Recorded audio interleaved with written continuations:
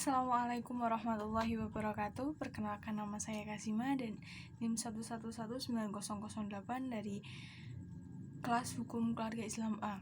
Baik, di sini saya akan sedikit menjabarkan apa saja hal yang saya pahami dari mata kuliah Sejarah Peradilan Islam. Untuk materi yang pertama adalah peradilan masa pra-Islam. Sejarah kemanusiaan atau sejarah peradilan pertama, yaitu di mana kisahnya dimulai dari kisah Nabi Daud dan Nabi Sulaiman alaihissalam, disebut sebagai hakim pertama. Di situ karena Nabi Daud adalah sebagai raja yang menangani keputusan perkara di antara manusia dan mengatur urusan pemerintahan. Nabi Daud dan Nabi Sulaiman alaihissalam merupakan dua hakim pertama yang memisahkan para saksi sebagai yang disebutkan oleh sebagian ulama. Dua hal itu terjadi pada saat perkara yang dilakukan 4 sahabat Nabi Daud yang ingin menggauli seorang wanita, namun wanita itu menolak berzina.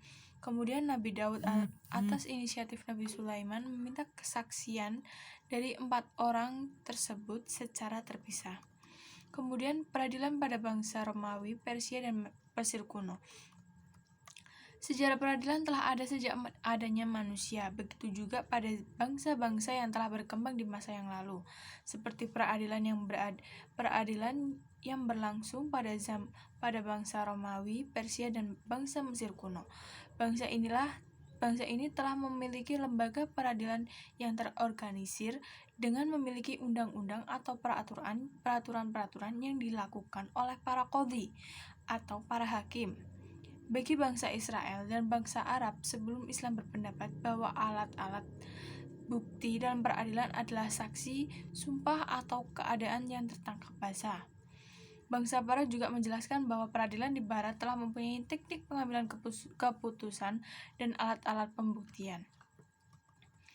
Kemudian peradilan bagi bangsa Arab pada masa jahiliyah. Peradilan pada masa jahiliyah itu tidak bersumber pada syariat samawi ataupun dari peraturan perundang-undangan yang tertulis, melainkan di situ dari pertimbangan-pertimbangan yang diberikan oleh juru damainya atau apa yang sesuai dengan keinginan dari juru damai tersebut. Tahkim atau penyelesaian sengketa melalui juru damai dalam Islam merupakan warisan dari tradisi Arab pra-Islam. Nabi Muhammad kemudian melakukan upaya penyesuaian tradisi dengan ajaran Islam sehingga beberapa hal yang terkait dengan penyimpangan akidah dapat dihindari. Kemudian macam-macam peradilan pada masa jahiliyah. Di situ terdapat badan hukum atau lembaga kehakiman. Kedua ada badan ihtikam dan qur'ah. Kemudian ada dewan muzalim. Itu yang saya pahami tentang bab masa peradilan pra-Islam. Kemudian yang kedua yaitu adalah peradilan pada masa Rasulullah SAW. Struktur peradilan pada masa beliau adalah Rasulullah merupakan orang pertama yang menjadi hakim dalam Islam. Kedua, Rasulullah mengutus beberapa wali negeri ke kota-kota yang menjadi majelis peradilan. Yang ketiga, pendelegasian tugas yudikatif dilaksanakan dalam 3 bentuk. Yang keempat adalah Rasulullah sangat selektif dalam memilih sahabat untuk diangkat menjadi seorang hakim. Kekuasaan peradilannya sendiri itu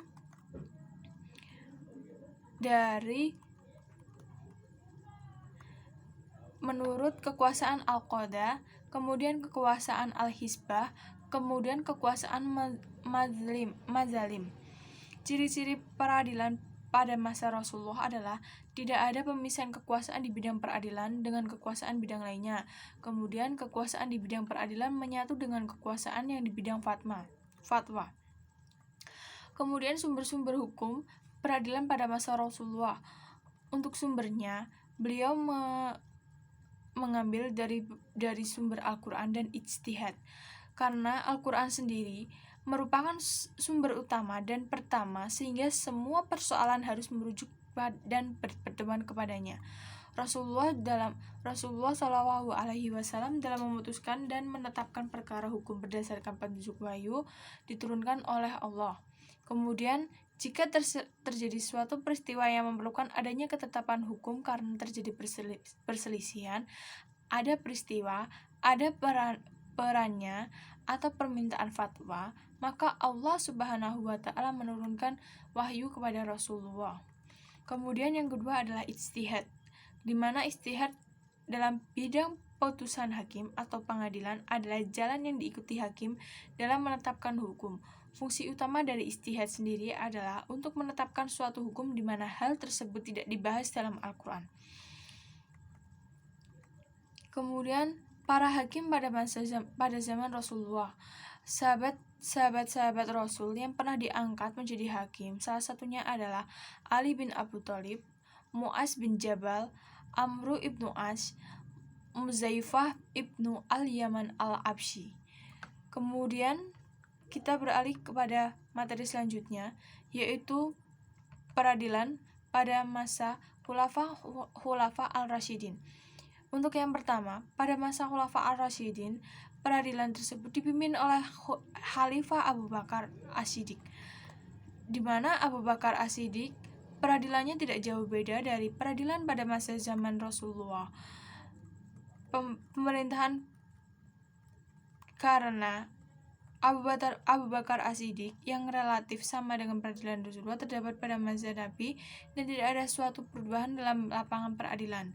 Hal ini disebabkan karena kesibukannya untuk memerangi sebagian kaum muslimin yang murtad dari sepeninggalan Rasulullah dan kaum pembangkang yang tidak menunaikan zakat dan urusan politik pada masa pemerintahan saat itu. Kemudian khalifah yang kedua pada zaman Khulafa ar-Rasyidin adalah Khalifah Abu Bakar. Yang kedua adalah Umar bin Khattab. Pada masa Umar bin Khattab banyak kemajuan yang sangat pesat, yaitu adanya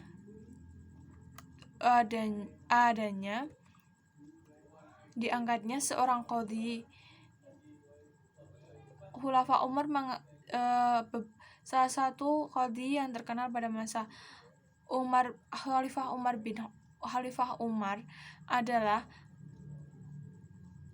qadhi atau yang mengangkat Abu Darda untuk menjadi hakim di Madinah, di Syurai di Barsyah, Abu Musa al-Asy'ari di Hufah, Utsman ibnu Qasi bin Abil Asdi di Mesir, sedangkan untuk daerah Syam sendiri diberi pula hakim sendiri. Kemudian yang ketiga adalah Khalifah Utsman bin Affan. Khalifah Utsman bin Affan itu peradilannya berbau nepotisme karena sifat pribadi beliau yang lemah lembut. Peradilan Islam yang tidak berbeda dengan masa peradilan Utsman bin Affan juga melakukan beberapa hal, di antara lain adalah mengirim pesan ke semua warga baik pejabat maupun rakyat untuk menegakkan kelakuan baik, berpesan kepada penarik pajak untuk menarik pajak dengan jujur, membangun gedung peradilan di Madinah maupun di daerah gubernur yang lainnya. Peradilan pada masa Utsman bin Affan itu bersistem peradilan yang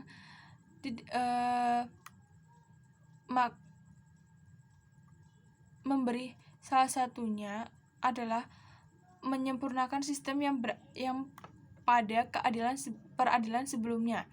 Di situ Utsman bin Affan melakukan beberapa tindakan, yaitu memberi gaji hakim dan stafnya dari Baitul Mal, kemudian mengangkat pejabat administrasi negara peradilan dan menyempurnakan administrasinya, kemudian mengangkat naib qadhi untuk membangun tugas qadhi sendiri. Untuk yang terakhir adalah Khalifah Ali bin Abi Thalib. Setelah terjadinya peristiwa pembunuhan Utsman bin Affan di kota Madinah, langsung diangkatnya Ali bin Abi Thalib sebagai pengganti Khalifah Utsman bin Affan. Ali bin Abi Thalib memerintah peradilan pada masa itu dari tahun 656 sampai 662 Masehi. Semasa pemerintahan Ali, tidak banyak yang dapat berbuat untuk mengembangkan hukum Islam karena keadaan negara yang tidak stabil. Nabi Muhammad SAW sendiri bersaksi bahwa peradilan sebagaimana yang diputuskan Ali atau yang terbaik peradilannya di antara kamu adalah Ali. Demikian pula pada masa pemerintahan Khalifah Ali bin Abi Thalib, beliau mengikuti langkah yang telah dijalankan oleh para khalifah sebelumnya, dan beliau selalu memberikan pesan-pesan terhadap qadhi-qadhi yang bertugas agar menjalankan tugasnya berdasarkan dengan keadilan dan kasih sayang terhadap masyarakat. Langsung untuk materi selanjutnya yaitu adalah peradilan pada masa Bani Umayyah. Bani Umayyah sendiri adalah sebuah nama yang diadopsi dari nama salah satu seorang tokoh kabilah Quraisy pada masa jahiliyah, yaitu Umayyah ibnu Abdul al-Syam ibnu Abdul Manaf ibnu Qusay al-Quraisy al-Amawi. Dinasti Umayyah sendiri dinisbatkan kepada Muawiyah bin Abu Sufyan bin Harb bin Umayyah bin Abdul Syams. Dinasti tersebut berkuasa selama kurang lebih 91 tahun dengan 14 seorang khalifah Muawiyah bin Abu Sufyan untuk khalifah yang pertama. Kemudian hubungan peradilan dengan para penguasa. Terdapat pernyataan menarik yang ditemukan oleh para pegiat dan pemerhati fikih qadha berkaitan dengan penyelenggaraan peradilan pada masa Bani Umayyah ini, yakni bahwa peradilan tidak dipengaruhi oleh kepentingan politik, sementara ijtihad hakim dalam menentukan dan menetapkan hukum berkembang pesat. Dalam kenyataannya, praktik pemerintahan Bani Umayyah itu ditandai oleh gaya pemerintahan yang jelas-jelas mengambil bentuk autokrasi, bahwa yang berkuasa menganggap pribadinya berbeda dari segala hal dari rakyatnya. Kemudian bentuk dan praktek peradilan.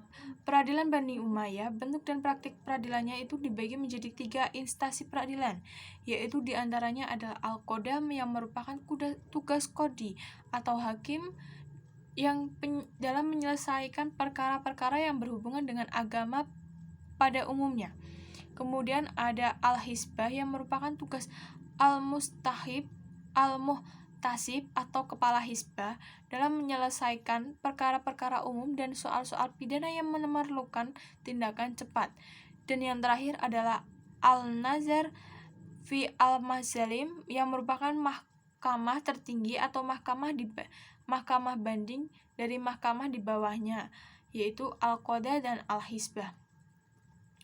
Hakim-hakim yang terkenal pada masa Bani Umayyah adalah salah satunya Al-Qadhi Suraih, Al-Qadhi Asisabi, dan Al-Qadhi Ijaz dan Salim bin Atas. Kemudian lanjut untuk materi yang berikutnya itu adalah peradilan pada masa Bani Abbasiyah. Di dinasti Abbasiyah lahir setelah masa-masa terakhir keturunan Bani Umayyah. Dinasti Abbasiyah merupakan kekhalifahan ketiga setelah wafatnya Rasulullah, yaitu setelah masa Khulafaur Ar-Rasyidin dan dinasti Umayyah. Dinasti Abbasiyah mulai berdiri setelah mampu mengalahkan khalifah terakhir dari dinasti Umayyah, yaitu Marwan bin Muhammad. Dinasti Abbasiyah didirikan oleh Abu al-Abbas As-Saffah bin Muhammad bin Ali bin Abdullah bin al-Abbas. Kekuasaan dinasti Abbasiyah berlangsung dalam rentang waktu yang lama, yaitu dari tahun 1000 dari tahun 132 Hijriah atau 700 Masehi sampai dengan 656 Hijriah atau 1258 Masehi. Kemudian hubungan peradilan dengan pemerintahan pada masa Bani Abbasiyah. Pemerintahan Bani Abbasiyah berlangsung selama 524 tahun. Pada masa Daulah Bani Abbasiyah berpusat di Baghdad selama 5,5 abad dengan 37 khalifah. Pada zaman Abbasiyah pertama yang menjadi sumber hukum adalah Al-Quran dan As-Sunnah, dan pada masa Abbasiyah pertama berlembaga peradilan yang dikenal dalam organisasi kehakiman dengan 4 lembaga, yaitu Iwan Qadi Al-Qudat atau ibu kota, kemudian Qudha Al-Aqali atau provinsi, kemudian Qudat Al-Amsar yaitu Al-Qadha dan Al-Hisbah atau kota dan kabupaten, dan yang terakhir adalah Al-Sultan Al-Qadiyah atau ibu kota dan kota-kotanya. Kemudian perubahan bidang peradilan pada masa Bani Abbasiyah. Pada masa Bani Abbasiyah sendiri, hukum Islam mengalami perkembangan yang begitu hebat. Perkembangan ini disebabkan oleh adanya banyaknya mawali yang masuk Islam. Kemudian umat Islam berupaya melestarikan Al-Quran dengan 2 cara, yaitu dicatat dan dihafal. Kemudian beberapa masalah dan penyelenggaraan peradilan pada masa Bani Abbasiyah, yaitu yang pertama adalah munculnya mazhab-mazhab. Kemudian terjadinya penolakan menjadi hakim. Dan yang ketiga adalah contoh kasus pada masa Bani Abbasiyah. Pada masa pemerintahan Al-Ma'mum, putra dari Khalifah Harun al-Rasyidin, pada tahun 827 Masehi menjadikan teologi Mu'tazilah sebagai mazhab yang resmi dianut negara karena menjadi aliran resmi dari pemerintahan. Kaum Mu'tazilah mulai bersikap menyiarkan ajaran-ajaran mereka secara paksa, terutama paham mereka bahwa Al-Quran bersifat makhluk dalam artian diciptakan dan bukan bersifat qadim dalam arti kekal dan tidak diciptakan. Kaum Mu'tazilah telah mendukung khalifah menentang ahli as-sunnah dan ulama-ulama hadis dalam perkara ini. Masalah ini berlanjut sampai masa pemerintahan Al-Mutawakkil. Banyak korban karena masalah ini, baik yang dibunuh maupun yang dipenjara. Kemudian materi yang terakhir adalah pada peradilan pada masa dinasti Turki Utsmani. Kerajaan Turki Utsmani didirikan oleh suku bangsa pengembara yang berasal dari wilayah Asia Tengah, yang termasuk suku Kayi. Ketika bangsa Mongol menyerang dunia Islam, pemimpin suku Kayi, Sulaiman Shah, mengajak anggota sukunya untuk menghindari serbuan bangsa Mongol tersebut dan lari ke arah barat. Mereka akhirnya terbagi menjadi 2 kelompok. Yang pertama ingin pulang ke negeri asalnya, dan yang kedua meneruskan perantauannya ke wilayah Asia Kecil. Untuk periode pertama yang dimulai dari berdirinya kerajaan ekspansi pertama sampai kehancuran sementara oleh serangan timur, yaitu dari pemerintahan Utsman I sampai pemerintahan Bayezid, sampai terjadinya akhirnya pada periode kelima. Periode ini yang ditandai dengan kebangkitannya kultural dan administratif dari negara di bawah pengaruh ide-ide barat dari masa pemerintah Sultan Al-Majid I sampai Al-Majid II. Peradilan Turki Utsmani. Pada masa Turki Utsmani terdapat beberapa banyak bentuk peradilan yang ada pada saat itu, di antaranya 1. Al-Juz'iyat. Yang kedua, Mahkamah Al-Istinaf. Yang ketiga, Mahkamah Al-Tamyiz, Al-Qnaq, Al-Ibram atau Mahkamah Tinggi. Kemudian Mahkamah Al-Istinaf Al-Ulya atau Mahkamah Agung. Kodifikasi undang-undang perdata pada masa Turki Utsmani. Kodifikasi yang berundangan hukum Islam pertama di dunia Islam dimulai dari masa penyusunan kitab majalah Al-Ahkam al-Adliyah oleh pemerintahan Utsmaniyah di Turki. Hal yang melatar belakangi kodifikasi tersebut adalah adanya kesulitan yang dialami oleh para petinggi hakim dan menemukan rujukan hukum yang dapat mempersatukan pendapat mereka tentang masalah yang sama. Selain itu, hukum yang ada dinilai tidak selalu dapat menyelesaikan persoalan yang dihadapi, sehingga dibutuhkannya undang-undang baru yang mampu menjawab kebutuhan tersebut. Maka disusunlah kitab majalah dan secara resmi menjadi sumber hukum perdata Turki sejak tahun 1869 Masehi hingga 1926 Masehi. Kemudian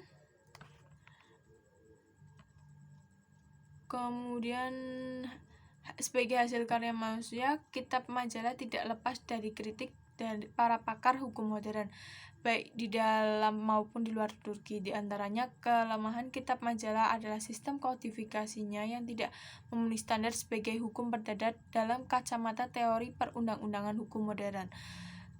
Baik, sekian penjelasan atau pemaparan dari saya. Billahi taufiq wal hidayah. Wassalamualaikum warahmatullahi wabarakatuh.